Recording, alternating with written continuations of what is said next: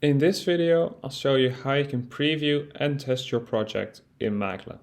So first of all, of course, you can test your project directly from the editor itself, but if you want to send it out to your colleagues for review, or if you want to test external links, you can publish your project for preview.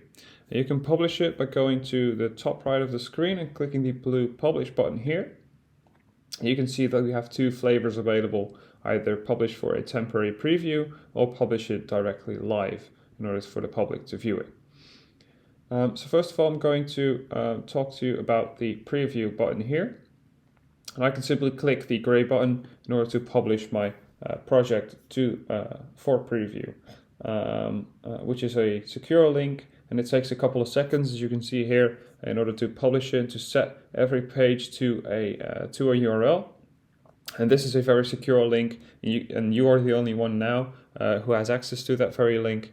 And you can share it with your colleagues internally, so make sure that they have the ability to check your publication before it actually goes live.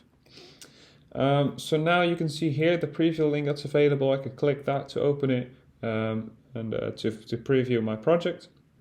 There's some options below that as well, to either open the link again or to copy the link to my clipboard so I can paste it in an email directly to my colleagues. I can scan this QR code with my phone in order to preview the publication on my phone, or I can click the send button here to send an email to my colleagues with the link to that very publication. So right now I'm going to open the link here in order to be able to preview it. And as you can see now, I'm basically previewing the publication. You can see the navigation bar appearing at the bottom of the page, and you can see a notification at the top of the screen that you are currently viewing a preview version of the project.